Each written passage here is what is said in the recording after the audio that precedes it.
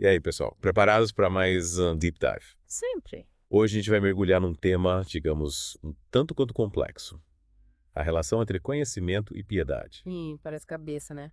Mas calma, a gente vai desmistificar tudo, com calma. Sem aulinha de catecismo, prometo. A gente se baseou num texto bem interessante para te levar numa viagem de descobertas. Era um texto cheio de reflexões profundas sobre como esses dois conceitos se entrelaçam. E já de cara, o texto mandou alerta, saca só.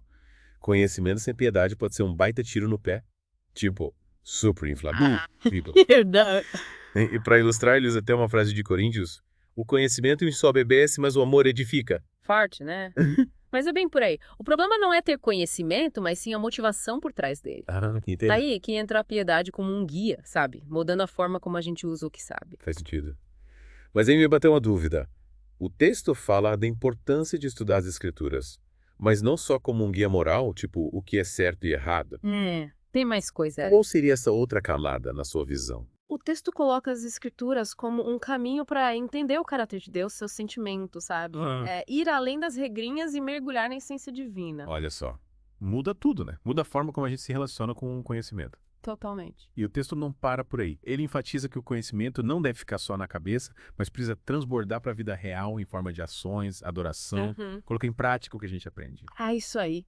Dar vida ao conhecimento, sair da teoria e deixar que ele permeie todo o nosso ser, impactando como a gente interage com o mundo. Nossa, que bonito. E essa permeação, como você disse, não fica só no nosso relacionamento com Deus, né? O texto também fala de usar o conhecimento para cuidar do próximo e lutar por justiça. Sim, total. Reconhecer que as nossas vidas estão interligadas e usar nosso conhecimento, seja ele ético, cultural ou social, para construir um mundo mais compassivo e justo. Show! É como refletir o caráter do Messias em tudo que fazemos. Me fez pensar em como o conhecimento é usado hoje em dia. E o texto, lá no passado, já alertava sobre os perigos do conhecimento sem piedade, né? Mostrando como ele pode ser manipulado para fins egoístas, levando à opressão e até criando mais problemas do que soluções. É como se ele nos convidasse a analisar a motivação por trás da busca pelo conhecimento, sabe? A gente está buscando para benefício próprio ou para servir ao próximo e construir um mundo melhor. Boa pergunta. E aí o texto coloca o dedo na ferida. O orgulho intelectual pode nos distanciar de Deus se a gente se apoiar apenas na sabedoria humana? Tipo um lembrete de que, por mais que a gente saiba, ainda somos limitados. Precisamos reconhecer a nossa dependência do Criador e nos submeter à sua vontade. E tem uma parte que me chamou a atenção, sabe? O texto usa a imagem da guerra para falar da busca pelo conhecimento. Guerra? Que doideira. A ideia é que, mesmo buscando a paz, o shalom, nosso conhecimento precisa ser prático, transformador, sabe? Não basta ter boas intenções ou conhecimento sobre a paz, a gente tem que aplicar esse conhecimento para gerar mudança real. Tipo, arregaçar as mangas e botar a mão na massa. É isso aí. Mas essa parte me deixou intrigada. O texto fala de Shalom, mas aí cita uma passagem de Deuteronômio que fala em destruir certas nações sem piedade. Como é que junta essas duas coisas? E é aí que o contexto histórico entra com tudo. Essa passagem específica, ela reflete a situação que os israelitas enfrentavam na época. Fazia sentido dentro daquele contexto, sabe? Daquele propósito específico. A gente não pode esquecer que a Bíblia foi escrita ao longo de milhares de anos.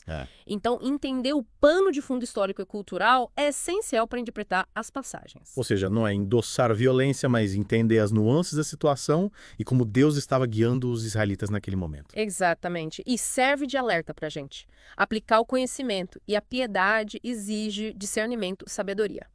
A gente precisa considerar o contexto, as consequências das nossas ações, buscando a orientação de Deus para promover o shalom no mundo. Faz todo sentido. E por falar em Deus, o texto também destaca a natureza multifacetada dele. Citando versículos que mostram tanto a compaixão quanto o chamado à justiça.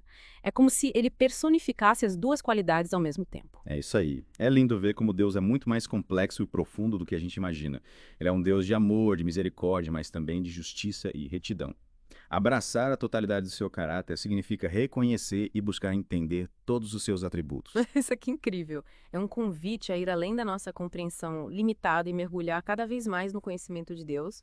Mas como a gente faz isso na prática? Como aplicar esse conceito de conhecimento em piedade no dia a dia? Essa é a pergunta de ouro, né?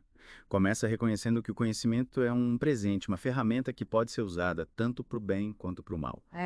E a piedade, a reverência e amor a Deus é a bússola que nos guia para usar esse conhecimento para o propósito que ele foi criado. Que eu glorificar a Deus e construir seu reino aqui na Terra. Então não é separar fé e intelecto, mas integrá-los. deixando o nosso conhecimento ser moldado pelo nosso amor a Deus e o desejo de servi-lo. Com certeza.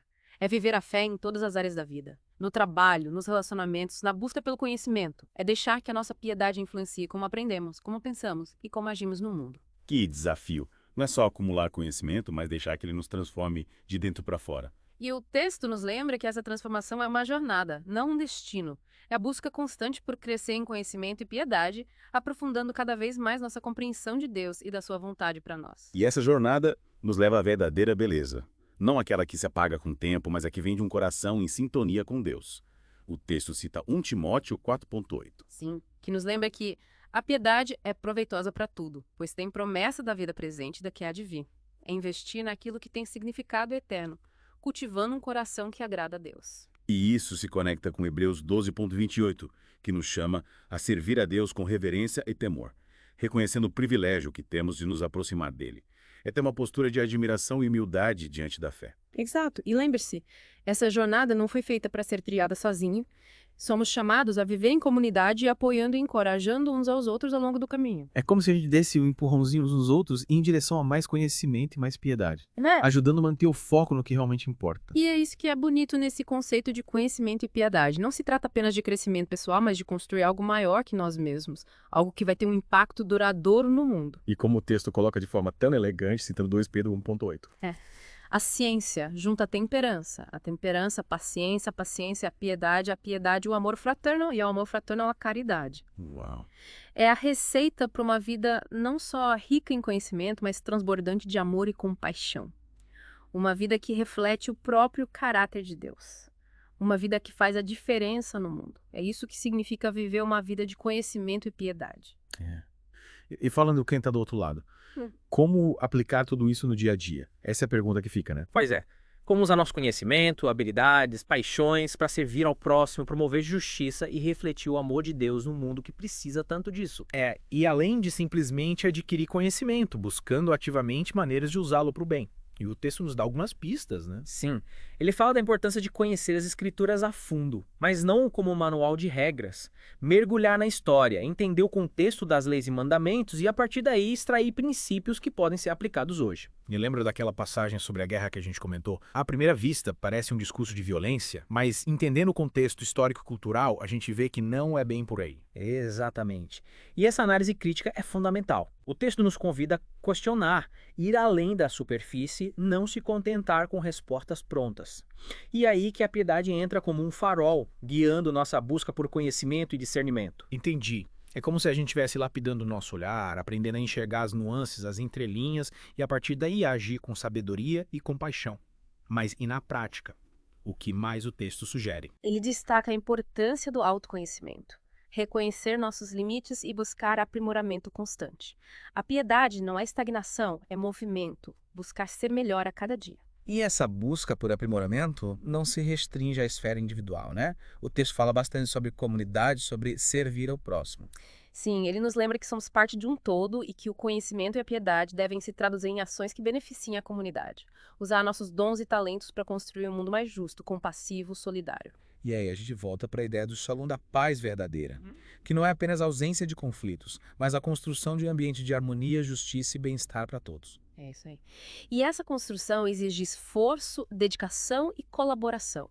O texto nos convida a ser protagonistas da mudança que queremos ver no mundo, usando o conhecimento como ferramenta e a piedade como bússola. Que mensagem inspiradora. Acho que esse é um ótimo ponto para a gente encerrar nosso mergulho de hoje. Mas antes, fica o convite para você que nos acompanhou até aqui. Continue explorando esses conceitos de conhecimento e piedade, reflita sobre como aplicá-los na sua vida, nas suas relações, na sua comunidade.